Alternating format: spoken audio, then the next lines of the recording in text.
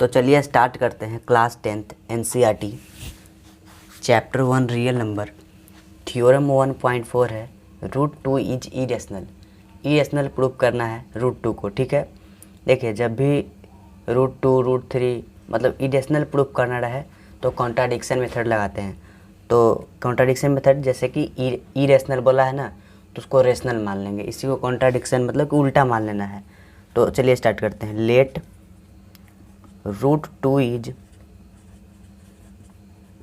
Rational number. ठीक है, अब इसका प्रॉपर्टी लिखिए रेशनल नंबर का। Since it can be written in the form of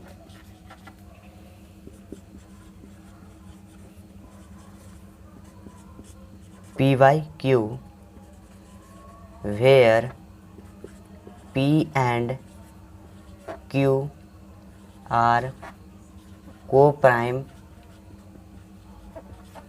and Q equal to not 0।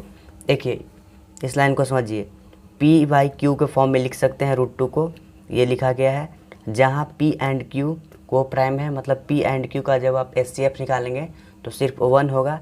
या फिर आप ये भी कर सकते हैं कि P एंड Q का जब फैक्टर करेंगे तो दोनों में कॉमन फैक्टर जो होगा वो 1 ही होगा, उसके अलावा कुछ नहीं। जैसे कि 2 और 3 में कॉमन फैक्टर सिर्फ क्या है 1 है, और दोनों का HCF क्या होगा 1 होगा। ये कहने का मतलब है where Q equal to not 0, Q है जो 0 का इक्वल नहीं होना चाहिए। अब इसी को इक्वेशन फॉर्म में लिखिए। √2 को कैसे लिख सकते हैं, P/Q के फॉर्म में लिख सकते हैं। ठीक है, अब देखिए इसका स्क्वायरिंग करते हैं, स्क्वायरिंग ऑन बोथ साइड।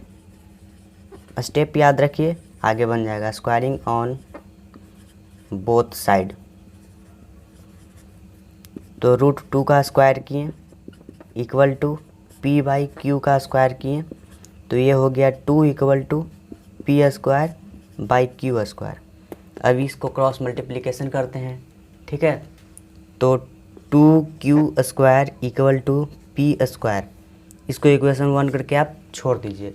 अब आगे का स्टेप क्या है कि 2 को नीचे लाना है, ये गुना में है तो इसको डिवाइड में लाना है। तो Q² को ऐसे ही छोड़ दीजिए और P²/2।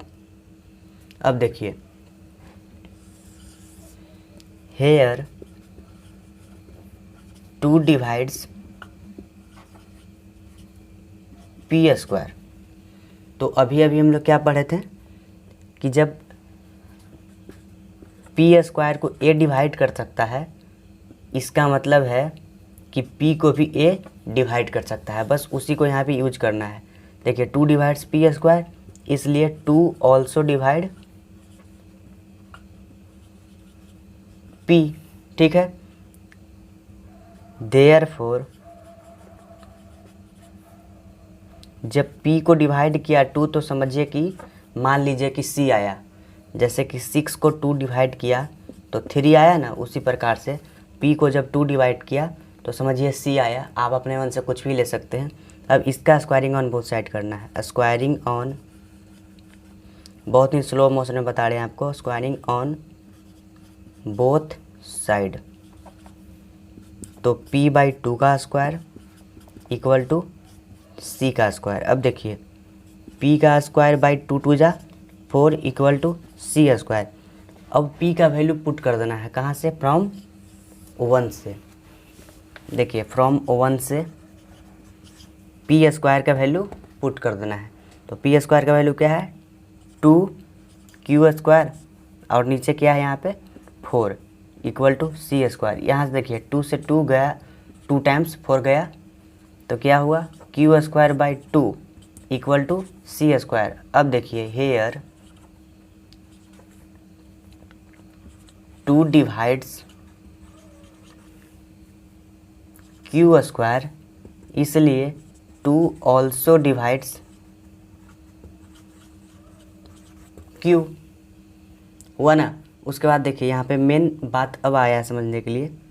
Now here contradiction is arises देखिए कॉन्ट्राडिक्शन अराइज क्यों हुआ, क्योंकि देखिए यहाँ पे P एंड Q को प्राइम था, मतलब कि ये दोनों में सिर्फ मतलब O1 से ही ये जा सकता था, दोनों का HCF क्या होता है 1। लेकिन यहाँ पे कहा जा रहा है कि 2 है जो Q को भी डिवाइड कर रहा है, 2 है जो P को भी डिवाइड कर रहा है।